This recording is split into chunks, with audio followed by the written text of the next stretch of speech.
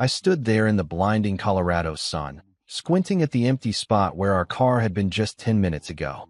My wife, Chloe, and her friends, Isla, Stephanie, and Lauren, had vanished. At first, I thought it was one of their stupid pranks. They were always doing stuff like this, pushing boundaries, testing how much I'd take before I snapped. 5 years of marriage, and I'd gotten used to their little games, the way they'd laugh at me, the way Chloe would join in instead of standing up for me. But this felt different. My phone was still plugged into the car charger, my wallet tucked in the glove box. All I had was the faded t-shirt and jeans I was wearing, and a growing pit in my stomach as the minutes ticked by. We'd been on this road trip to Stephanie's lake house for 3 days now, and I'd been miserable the whole time. Chloe had begged me to come, said it'd be a chance to bond with her crew. I wasn't big on the idea. Her friends always treated me like an outsider, tossing out jabs and inside jokes I wasn't part of, but I went anyway, because I loved her. Or at least, I thought I did. The gas station was in the middle of nowhere, just a dusty little stop off the highway with a flickering sign and a single pump. I'd gone inside to use the bathroom, figuring they'd wait. They always waited. Except this time, they didn't. An hour passed. I paced the cracked pavement, kicking pebbles, telling myself they'd come back any second. Tires crunching gravel, Chloe's voice calling out, "Gotcha." But the road stayed quiet. 2 hours in, sweat was dripping down my neck, and my throat was dry. I kept replaying the last few days in my head. The way Stephanie smirked when she accidentally spilled coffee on my lap. How Lauren whispered something to Chloe that made her giggle while glancing at me. How Isla just watched it all with that smug little grin. I should have seen it coming. They'd been building up to something, and I'd been too dumb to notice. A truck pulled up, its engine rumbling loud enough to shake me out of my thoughts. The driver, a big guy with a gray beard and a stained ball cap, leaned out the window. "You okay, buddy?" Been standing there a while. His voice was rough but kind, and it hit me like a punch. I wasn't okay. They weren't coming back. Chloe wasn't coming back. I swallowed hard, trying to keep my voice steady. "Yeah, my ride left me. You think you could help?" He nodded, like it wasn't the first time he'd seen someone stranded out here. "Hop in." "Where you headed?" I didn't even know. "Home. Back to Chloe. The life we'd built." But as I climbed into the cab, something shifted inside me. 5 years of her laughing at me, brushing me off, letting her friends treat me like garbage. It all came rushing up, hot and heavy. I stared out the window as the gas station shrank in the side mirror. The trucker didn't ask too many questions, just kept driving, humming some old country song. My hands clenched into fists on my lap. I could have borrowed his phone, called Chloe, demanded answers. But what would she say? "It was a joke, babe. Don't be so sensitive." I'd heard it all before. Every time I complained about her friends, she'd roll her eyes and tell me I didn't get their humor. Maybe I didn't. Maybe I never would. But standing there alone, abandoned like some stray dog, I realized something. They didn't get me either. And Chloe? She'd picked them over me, again and again. The trucker dropped me off at a crossroad, pointing me toward Grand Junction, the nearest town. "Good luck, man," he said, tipping his cap. I nodded, my throat tight, and started walking. My shoes scuffed the dirt, the sun beating down on my head. No phone, no money, no plan, just me and the open road. Part of me wanted to turn back, to beg someone at the gas station to call her, to fix this. But another part, a louder part, kept pushing me forward. I was done being the punchline, done being the guy they laughed at. Chloe and her friends thought they'd won, thought they'd broken me. But as I trudged toward Grand Junction, a strange calm settled over me. They hadn't broken me. They'd set me free. I didn't know what was waiting for me in that town. I didn't know how I'd eat, where I'd sleep, or how I'd get by with nothing. But for the first time in years, I wasn't scared of what Chloe would think. I wasn't worried about her friend's next move. I was alone, yeah, but I wasn't helpless. The road stretched out ahead, endless and empty, and I kept walking. They'd left me behind, but maybe that was the best thing they could have done. Maybe this was my chance to figure out who I was without her, without them. By the time the sun started dipping low, turning the sky orange, I'd made up my mind. I wasn't going back. Not to Chloe, not to that life. Whatever came next, it was mine to build. I stood at that dusty crossroad where the trucker dropped me off, the Colorado wind kicking up little swirls of dirt around my feet. Grand Junction was somewhere ahead, but I didn't have a map, a phone, or a dime to my name. Just the clothes on my back and a head full of spinning thoughts. Chloe and her friends had left me high and dry, and part of me still wanted to find a way to call her, to hear her voice, to demand she turn the car around. But then I remembered how she'd laughed when Stephanie accidentally knocked my beer over at the lake house, how she'd shrugged when I asked her to stick up for me. 5 years of that. 5 years of feeling like a guest in my own marriage. No, I wasn't calling her. Not this time. I started walking toward town, my sneakers crunching on the gravel. The sun was still high, baking the ground, and sweat soaked through my shirt. I didn't know how far Grand Junction was. Miles, probably, but I didn't care. Every step felt like a choice, like I was leaving her behind one footprint at a time. My mind kept drifting back to the gas station, to the moment I stepped out of that grimy bathroom and saw nothing but empty pavement. They'd planned it, hadn't they?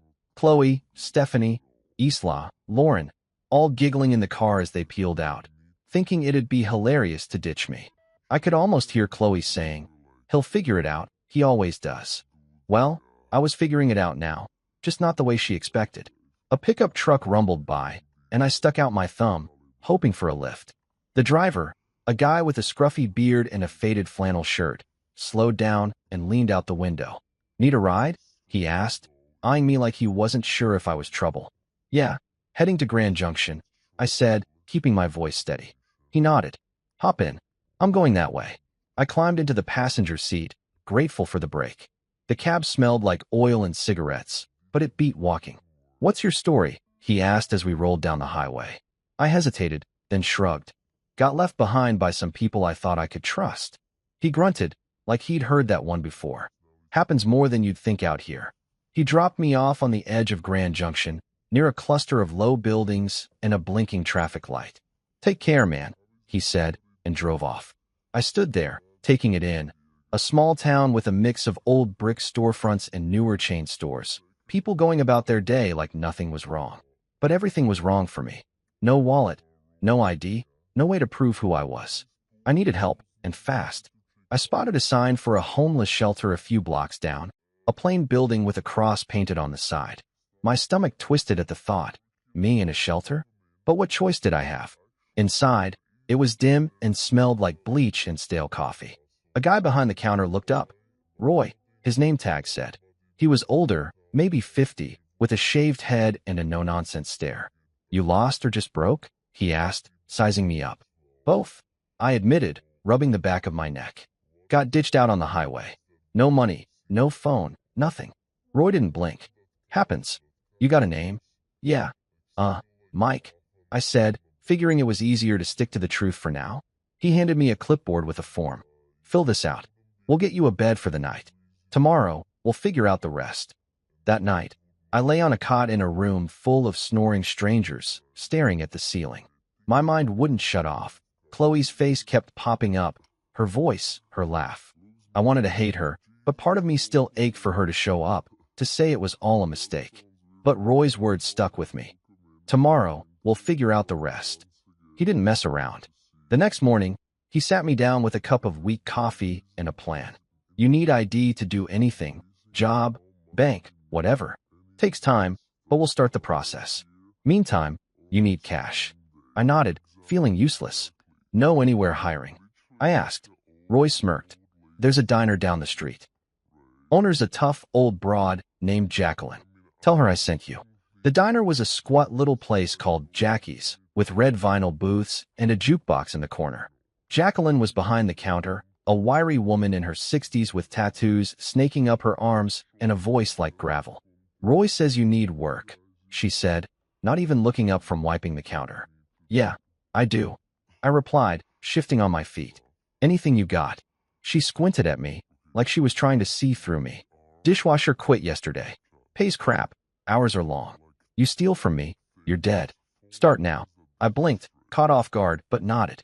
"Okay, I'm in." She tossed me an apron, and just like that, I was scrubbing plates in the back, hot water soaking my hands. It wasn't much, but it was something mine. No Chloe, no friends laughing at me, just me and a stack of greasy dishes. Roy checked in later that week, helped me file for a replacement ID. "You're doing all right, Mike," he said, clapping me on the shoulder. I wasn't so sure, but I kept going. The shelter became my home, Jacqueline's diner my lifeline. I didn't call Chloe, didn't even try. Every night, I fell asleep exhausted, but it was a good kind of tired. I was starting over, from nothing, and it felt like maybe, just maybe, I could make it work.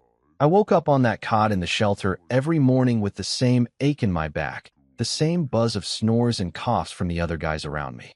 It had been a couple of weeks since Chloe and her friends ditched me at that gas station, and I was still getting used to this new life. Scrubbing dishes at Jacqueline's diner, sleeping on a borrowed bed, wearing clothes from a donation bin.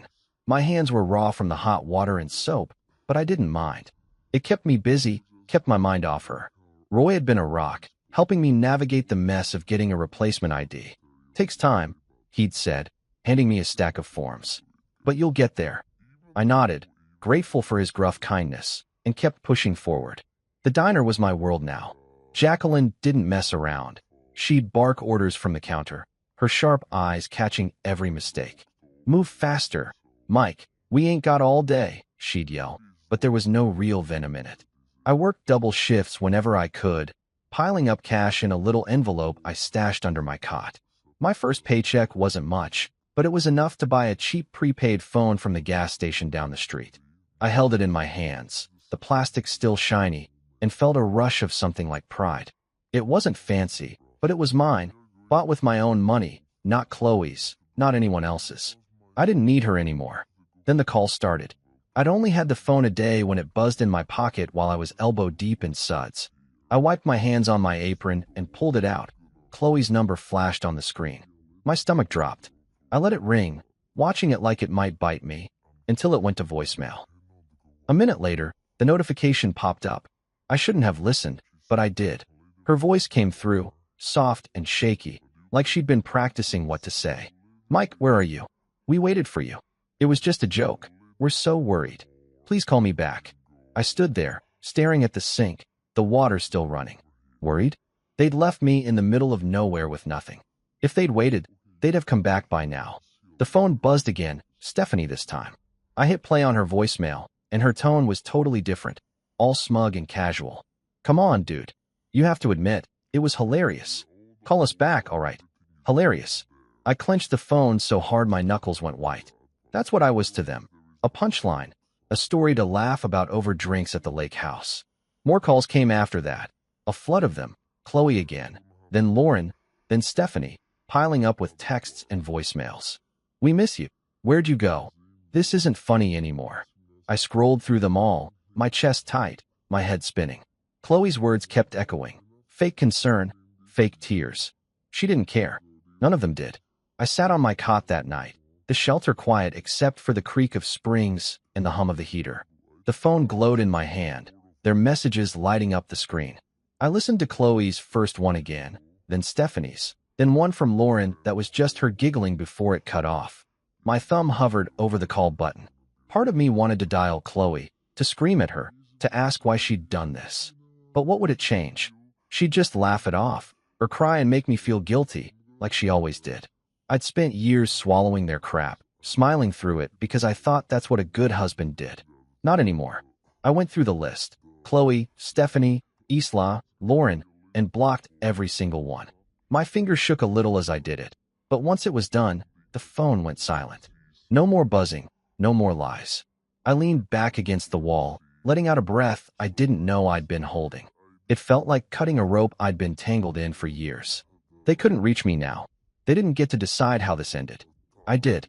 The next day, I went back to the diner like nothing had happened, plunging my hands into the dishwater, letting the heat burn away the last of their voices in my head. Jacqueline noticed something was off, though. You're quiet today, she said, tossing me a rag to wipe down the counter. Trouble. I shrugged, not wanting to get into it. Just sorting some stuff out. She snorted.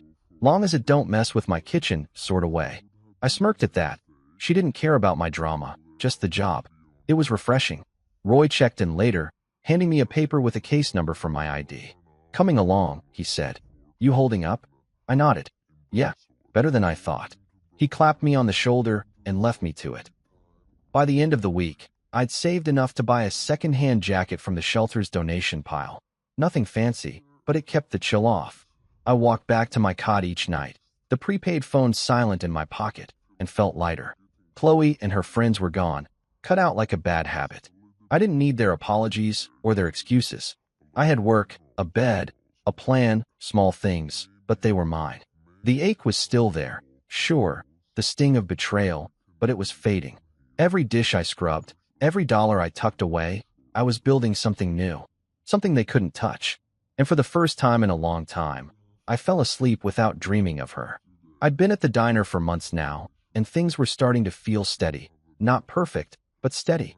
The shelter was still my home, but I'd saved enough to move into a tiny studio above a laundromat in Grand Junction. It wasn't much, just a single room with a lumpy mattress, a hot plate, and a bathroom so small I could barely turn around in it. But it was mine. No more cots, no more snoring strangers, just a key in my pocket and a door I could lock. Jacqueline had seen me busting my tail at the diner and bumped me up to prep cook, which meant more hours and a little more cash. I'd chop onions and peel potatoes in the back, the rhythm of the knife keeping my hands busy and my mind quiet. It was hard work, but it felt good, like I was earning something real. The nights were still tough, though. I'd lie on that creaky mattress, staring at the water stains on the ceiling, and Chloe would creep into my head. I'd see her smile, hear her laugh. Not the mean one she used with her friends, but the soft one she'd give me back when things were good, back before I became her punching bag. I'd wonder what she was doing, if she missed me, if she even cared.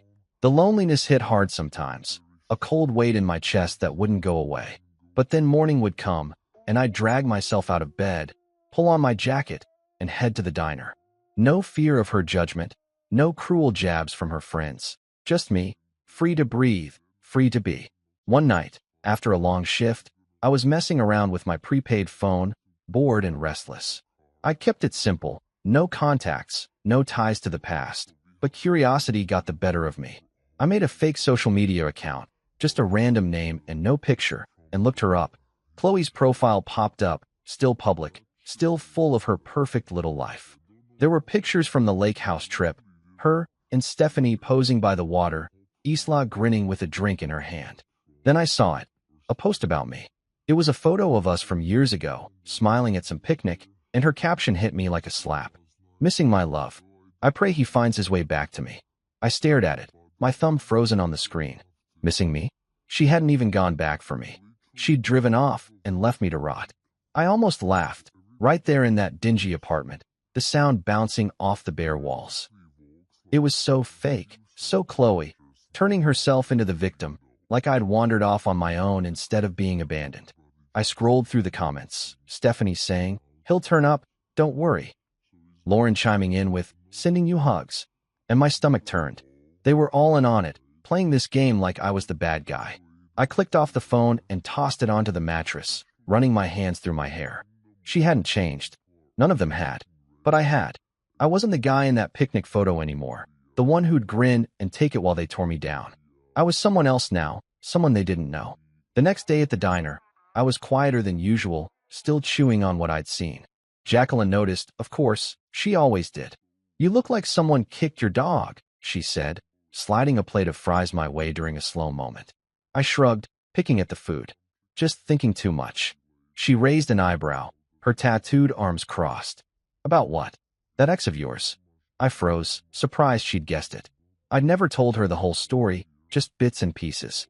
"Yeah," I admitted. "Saw something online." She's acting like she's the one who got hurt. Jacqueline snorted, loud and sharp. "Sounds like a real piece of work. Good riddance, kid." I nodded, managing a small smile. She was right. Good riddance. Work kept me grounded. I'd dice vegetables, flip burgers when the cook needed a hand, wipe down counters, anything to keep moving.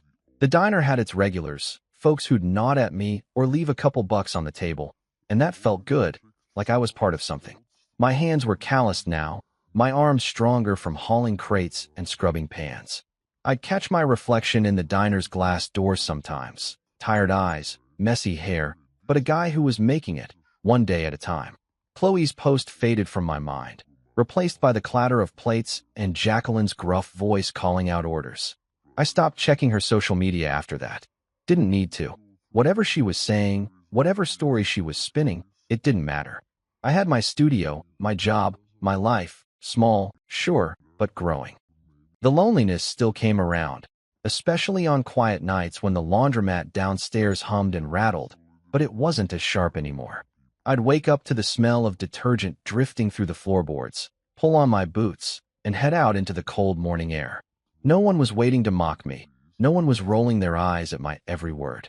I could just be Mike, plain, simple Mike, and that was enough. For the first time in years, I felt like I was standing on solid ground, not sinking in quicksand. Freedom wasn't loud or flashy. It was this, my key, my paycheck, my choice. And I wasn't giving it back. I'd been living above the laundromat for a while now, settling into a routine that felt like mine. Work at the diner, save my cash, sleep in my own space. The days blended together, but they were good days, steady ones. Then she walked in, Sienna. She started coming to Jacqueline's diner twice a week, always in the same booth by the window, always with a stack of textbooks and a pen in her hand.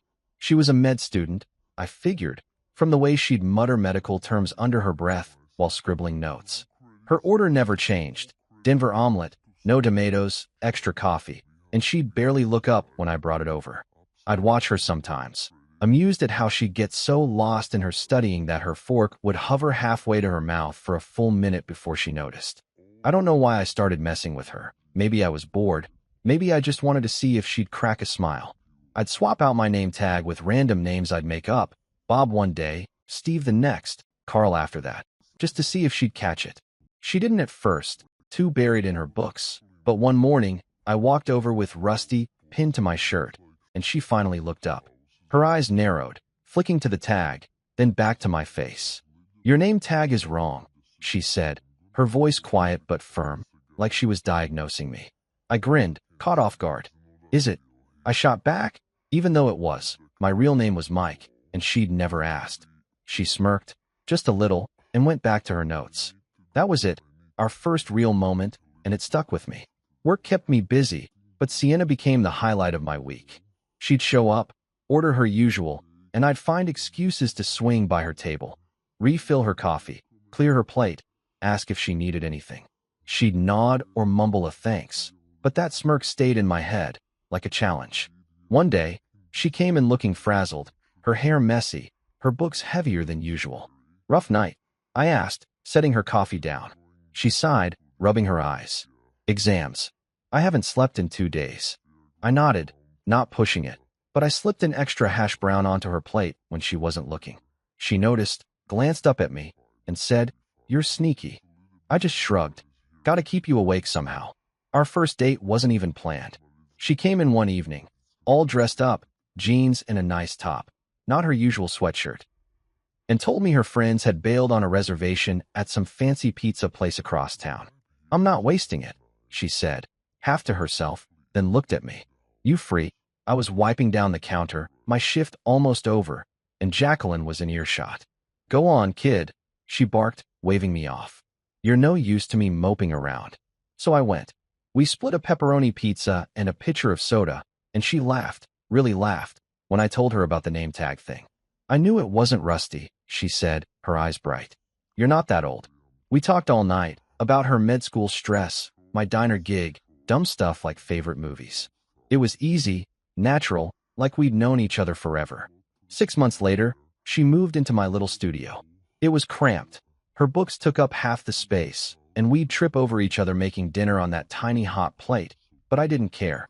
She'd study late, her lamp glowing while I slept, and I'd wake up to her muttering anatomy terms in her sleep. It was weirdly comforting.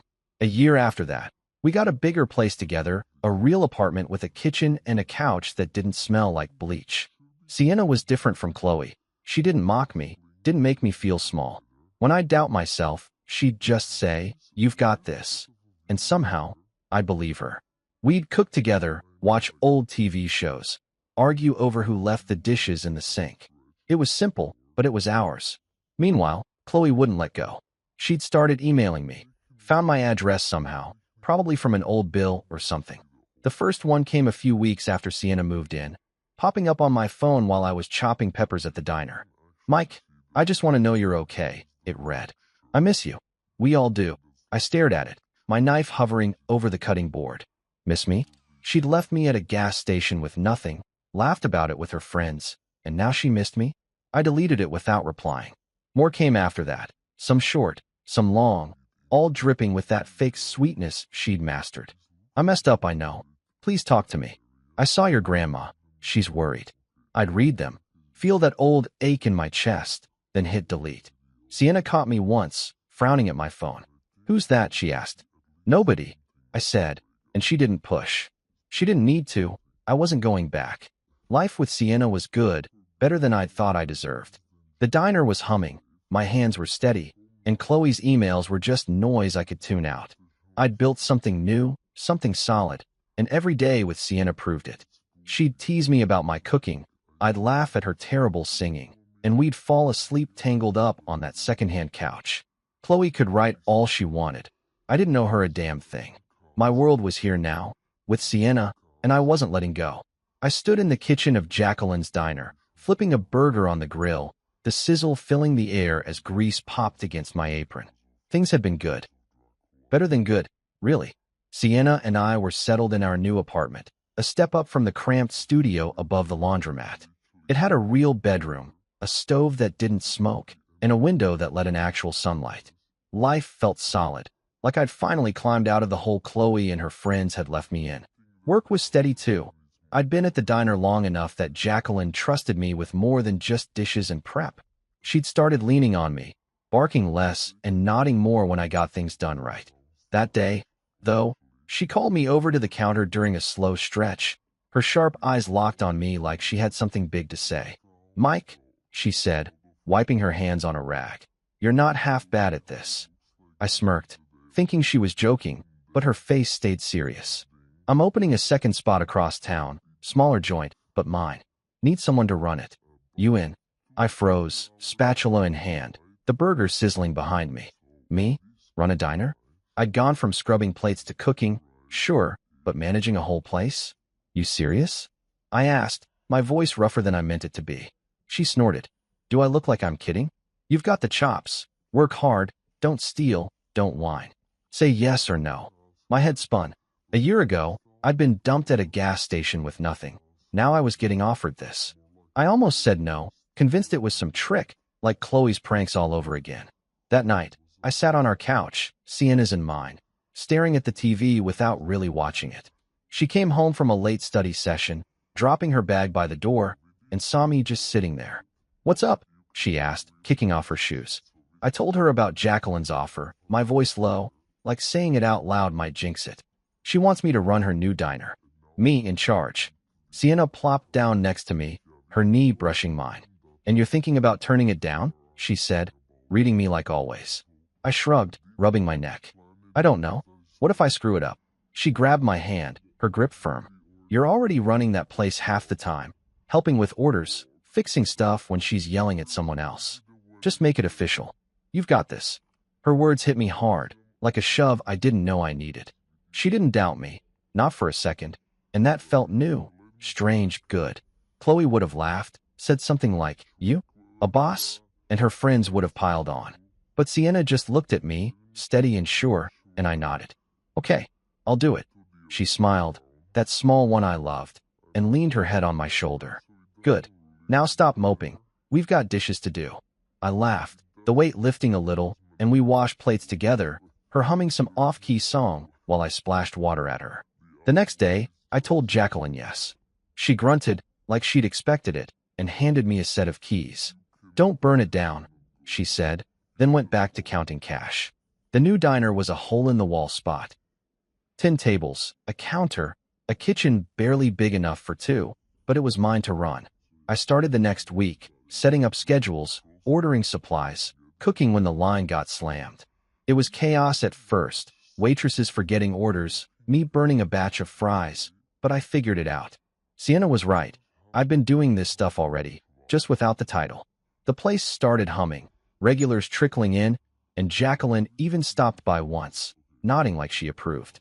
Not bad, kid, she said, and I felt taller than I had in years. Then Chloe's email came. I was at the new diner, checking inventory on my phone, when it popped up. Mike, your grandmother's been asking about you. Please let us know you're alive. My gut twisted. Grandma. She'd always been sweet, sending me cards even after I married Chloe. But Chloe bringing her up now? It was a cheap shot, a hook to reel me back in. I pictured her typing it, fake tears in her eyes, trying to guilt me like always. I deleted it, my thumb slamming the screen harder than it needed to. She didn't get to use grandma against me, not after what she'd done. I hadn't called home in a while, sure, but I'd fixed that myself, not through her. I threw myself into the diner after that, keeping my hands busy so my mind wouldn't wander. The place was picking up, truckers stopping by, locals chatting me up like I was one of them. I'd come home to Sienna studying at our table, her books spread out, and she'd ask how it went. Good, I'd say and mean it. We'd cook dinner. Nothing fancy, just pasta or burgers, and talk about her classes, my day, the future. Chloe's emails kept coming, piling up in my trash folder, but I didn't open them.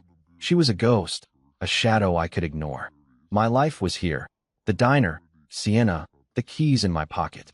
I'd been abandoned once, left to figure it out, and I had. Now I was building something better, something they couldn't touch. Every night, I locked up the diner, drove home to Sienna, and felt like a man who'd finally found his footing. I was flipping eggs in the kitchen of my third diner, the one on the edge of town, when my phone buzzed in my pocket. The morning rush was in full swing, truckers hollering for coffee, waitresses darting between tables, and I almost ignored it. 15 years had turned me into a different man. Sienna and I were married, 2 kids tearing up our house, 3 diner locations keeping me busy. Life was good, loud, full, nothing like the empty shell I'd been when Chloe left me at that gas station. I wiped my hands on my apron, pulled out my phone, and saw it. A LinkedIn notification. Someone viewed your profile 27 times today. My stomach did a little flip. I didn't use LinkedIn much, just a basic page with my name, the diners, a blurry photo Sienna made me take. But 27 times? That wasn't normal. I tapped it open, the grill hissing behind me, and there she was, Chloe. Her name hit me like a cold splash of water, right there on the screen, tied to some company I didn't care about. 27 views in one day. She'd been digging through my life, over and over. I set the phone down, my hands gripping the counter, trying to steady myself. 15 years, and she was back, creeping in like a shadow I thought I'd shaken off. I flipped the eggs, barely watching, my mind racing. What did she want? Why now? I'd blocked her emails years ago, ignored her guilt trips, built a whole world without her. But here she was, poking around, silent but loud in my head. The diner smelled like bacon and syrup, the clatter of plates keeping me grounded. I plated the eggs, handed them off to a waitress, and tried to focus. Coffee needed refilling, hash browns were burning, but Chloe's name stuck with me. I pictured her sitting somewhere, clicking my profile, seeing the diners, maybe even the old job at Jacqueline's I'd listed. Did she know about Sienna? The kids? I hadn't posted much, just enough to look legit, but 27 views meant she was looking hard.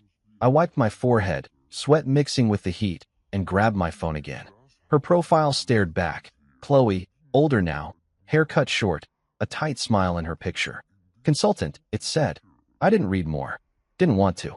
I stepped into the back, a tiny storeroom with shelves of flour and canned goods, and leaned against the wall. My heart was thumping too fast, like I'd run a mile. 15 years, 2 kids, a wife, a business, and she could still rattle me. I hated that. I'd worked so hard to bury her, to forget the gas station, the laughter, the way she'd made me feel like nothing. Now she was back, not even saying anything, just watching. Was she jealous? Mad? Desperate? I ran my hands through my hair, pacing the cramped space. Part of me wanted to message her, "What's your deal?" But I stopped myself. That's what she'd want, me reaching out, giving her a crack to slip through. I went back to the grill, threw myself into the rush, cooking, pouring, wiping down tables when the waitresses got swamped. The regulars nodded at me. Some guy asked for extra ketchup, and I kept moving, kept my hands busy. But she was there, in the back of my mind, those 27 views like an itch I couldn't scratch. I didn't tell Sienna when I got home that night. She was on the couch, folding laundry, the kids upstairs yelling about some game. Busy day? She asked, glancing up. Yeah, I said, forcing a smile, kissing her forehead. Same old. She didn't push, just handed me a pile of socks to sort, and I sat there, folding, pretending everything was fine. The house was warm, smelled like dinner, chicken and rice, Sienna's go-to, and the kids tumbled down, begging for dessert. I laughed, said no, felt normal for a minute. But Chloe lingered, a ghost I couldn't shake. I didn't check LinkedIn again, didn't need to see if she'd looked more. 27 was enough. I helped Sienna with the dishes, her hip bumping mine, and tried to let it go. My life was here, 2 kids fighting over the last cookie, a wife who didn't laugh at me, diners I'd built from nothing. Chloe couldn't touch that, not really.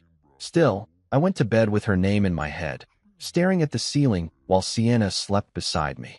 The next day, I was at the first diner, pouring coffee, when my phone buzzed again. I didn't look, just shoved it deeper in my pocket. If it was her, I didn't want to know. I'd spent years locking her out, and now she was knocking, quiet but steady.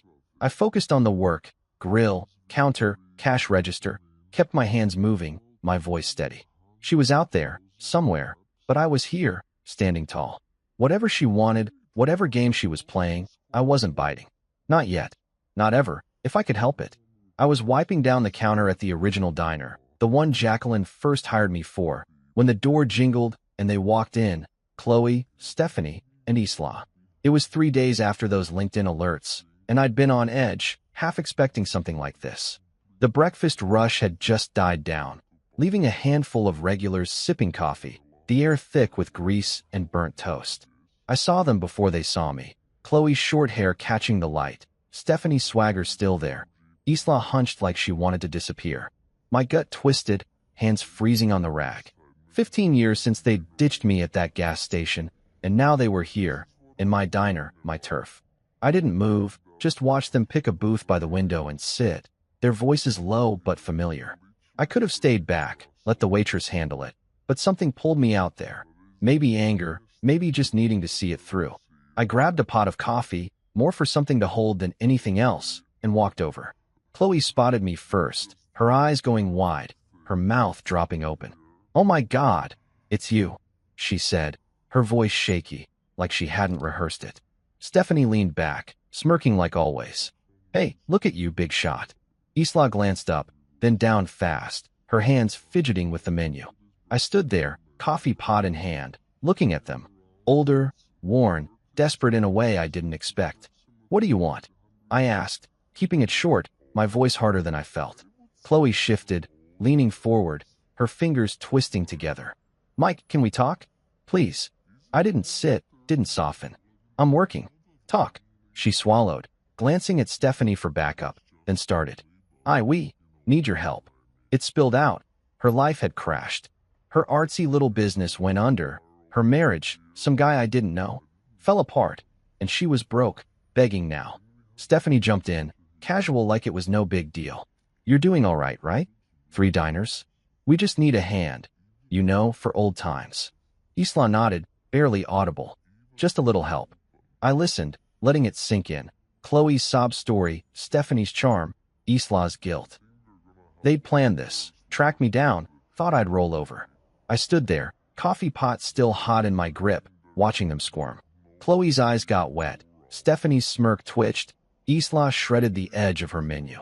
I remembered her LinkedIn stalking, 27 views, then showing up here, thinking I'd cave because I used to. "Wait here," I said, turning away. I walked to the office, a cramped box with a desk and a stack of receipts, my boots heavy on the floor. They wanted money. After leaving me with nothing, laughing about it, they thought I'd just hand it over. I sat down, the chair creaking, and stared at the wall. My hands shook a little, not from fear, from anger. I could have yelled, thrown them out, but I didn't. I grabbed an envelope, wrote a check, and headed back. They were still there, whispering, heads snapping up when I walked over. I dropped the envelope in front of Chloe, watching her fingers snatch it up, her face lighting up for a second. She opened it. $73.50, the exact cost of a Greyhound ticket from Grand Junction back home, 15 years ago. Her smile crashed, her breath catching. Stephanie grabbed it, glaring. "What the hell is this?" she snapped. I leaned in, my voice low, steady. "That's what it would have cost me to get back to you that day. I didn't. You don't get more than that." Chloe's mouth opened, no sound coming out. Stephanie shoved the check at me. "You're a jerk, Mike. After everything." I cut her off. "After everything? You left me. You laughed. This is me being generous." Isla flinched, her hands balling up, but she didn't speak. I straightened, looking at them. Chloe pale, Stephanie fuming, Isla shrinking. "It's time to leave," I said, loud enough for the diner to hear. "Don't come back." I turned, walked to the counter, my heart pounding but my steps sure. The waitress hovered, unsure, but I waved her off. "They're done," I said, grabbing a rag to wipe my hands. They sat there a minute, stunned, then scrambled up, Chloe shoving the envelope in her purse, Stephanie muttering, Isla trailing behind. The door jingled shut, and the diner went back to normal, coffee pouring, forks clinking, like they'd never been there. I stood behind the counter, pouring myself a cup, my hands steady now. They'd come begging, thinking I'd bend, and I'd shut them down. It wasn't loud or messy, just cold, final. I sipped the coffee, bitter on my tongue, and watched the regulars chat, oblivious. Chloe's tears, Stephanie's anger, they didn't matter. I'd given them what they'd given me, just enough to walk away. The diner hummed around me, my diner, my life, and they were gone. I finished my shift, locked up, and drove home, the weight lifting with every mile. They'd tried, and they'd lost. That was it. I leaned against the diner's front window, the glass cold against my arm, watching Chloe, Stephanie, and Isla out in the parking lot. They'd just stormed out after I handed them that $73.50 check. Bus fare from Grand Junction, nothing more. And now they were at it, arguing like kids caught stealing. Stephanie was loud, her hands slashing the air, her face twisted up like she wanted to hit something. Chloe stood there, the envelope crumpled in her fist, staring at the ground, her shoulders hunched. Isla hung back, her arms crossed tight, looking like she might bolt or cry. Maybe both. I couldn't hear them through the window, but I didn't need to. They'd come in begging, thinking I'd cave, and I'd sent them packing. Now they were unraveling, and I just watched, feeling nothing. The sun was low, painting the lot orange, their shadows stretching long across the gravel. Stephanie jabbed a finger at Chloe, her mouth moving fast, probably blaming her for dragging them here, for screwing it up. Chloe shook her head, slow and tired, then shoved the check into her purse like it was trash. Isla shifted, glancing at the diner, her eyes catching mine for a second before darting away. I didn't move, didn't blink, just stood there, my coffee mug cooling on the counter behind me. They could fight all day out there. It didn't touch me. I'd given them what they deserved, closed the book on 15 years of their garbage, and that was that. I turned away, grabbing the mug and taking a sip. Cold now, bitter, but I didn't care. The diner was quiet, just a couple of regulars lingering over pie, the jukebox humming some old tune. I wiped down the counter, slow and steady, letting the rag soak up the day. The waitresses buzzed around, clearing tables, shooting me quick looks but keeping their mouths shut. They knew something had happened, those three walking in, me walking out with that envelope, but I didn't explain. "You good, Mike?" one asked, stacking plates.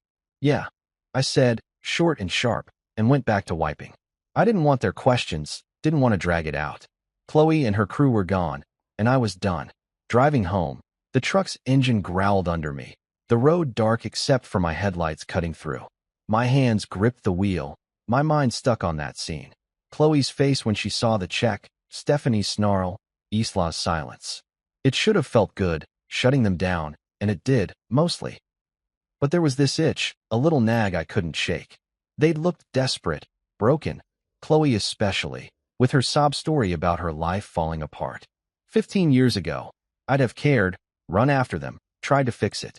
Now, I just watched them leave. The house came into view, lights on, Sienna's car in the drive, and I let out a breath. This was real, my family, my life, not them. I walked in, kicking my boots off by the door, the smell of leftover lasagna hitting me. Sienna was at the kitchen table, papers spread out, a pen in her hand, grating again, probably. The kids were upstairs, their voices muffled, likely in bed but not asleep. She looked up, her glasses low on her nose. "Hey," she said, soft, then tilted her head. "You okay?" I nodded, pulling out a chair and sitting across from her, my hands flat on the table. "They came by," I said, keeping it simple. Her eyebrows lifted, but she waited. Chloe, Stephanie, Isla asked for money. I gave them bus fare and told them to go. She set her pen down, leaning back, her eyes steady on mine. "Bus fare?" she asked, a little smile tugging her lips. I told her, $73.50, the exact cost to get back from Grand Junction all those years ago. How Chloe's face fell, how Stephanie snapped, how I walked away. Sienna listened, her hand resting on the table, calm like always. When I finished, she reached over, her fingers brushing mine. They can't take anything from you that you don't give them, she said, her voice firm, quiet. I looked at her, those words sinking in, and nodded. Yeah, I said, my throat tight. She squeezed my hand, then went back to her papers, leaving me sitting there, the weight lifting a little. She didn't need to say more. She got it, got me, and that was enough. We ate leftovers later, just the two of us, the kids finally quiet upstairs. I poked at the lasagna, my head still half in the parking lot, Stephanie yelling, Chloe staring, Isla shrinking. It didn't matter what they said out there, who they blamed. They'd come for a handout, and I'd given them a mirror instead. Sienna didn't ask more, just talked about the kids, our son's math test, our daughter's new obsession with drawing cats. I smiled, nodded, let her pull me back to now. After, we cleaned up, her hip bumping mine at the sink, and I felt steady again. That night, lying in bed, Sienna's breathing slow beside me, I stared at the ceiling. The house creaked, the kids shifting in their rooms, and I replayed it. Those three in my diner, then out in the lot, falling apart. They couldn't touch this, my family, my diners, me. I'd shut the door, locked it tight, and they were on the other side, where they belonged. The itch was still there, faint, but fading. Sienna was right. They got nothing I didn't give, and I'd given them the end. I closed my eyes, the days slipping away, and slept hard, done with their ghosts for good. I stood in the kitchen of our house, stirring a pot of chili on the stove, the smell of spices filling the air. It had been weeks since Chloe, Stephanie, and Isla walked into my diner, since I handed them that $73.50 check and watched them argue in the parking lot. I hadn't seen them since, not a call, not an email, not even a whisper on LinkedIn. They were gone, really gone this time, and I felt it, a quiet that settled deep, like a storm finally passing. Life rolled on. Sienna grading papers at the table, the kids chasing each other around the backyard, the diners humming with regulars. It was mine, all of it, and they couldn't touch it.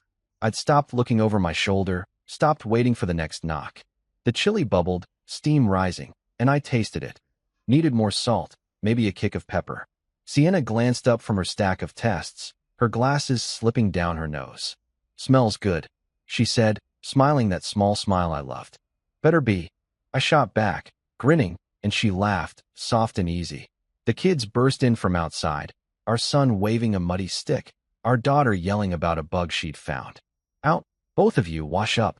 I barked, pointing to the sink, and they groaned but obeyed, splashing water everywhere. It was chaos, loud and messy, but it was ours. Chloe's face, those tears she'd tried to sell me, faded a little more every day, replaced by this. Work was good too. I bounced between the three diners, flipping burgers, checking stock, joking with the waitresses. The regulars knew me now. Old Tom with his coffee, the trucker who tipped big, the lady who always asked for extra napkins.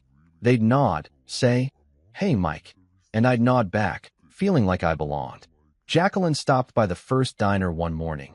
Her tattoos faded, but her glare still sharp.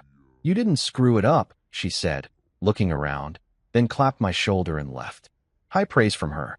I laughed to myself, pouring coffee for a table, and thought about how far I'd come, from a gas station nobody to this. I didn't check on Chloe anymore. No fake social media accounts, no late-night scrolls. I'd done that once, years back, seen her play the grieving widow, but now? I didn't need to know. She was out there, somewhere, living whatever life she'd made after her business tanked, her marriage crumbled.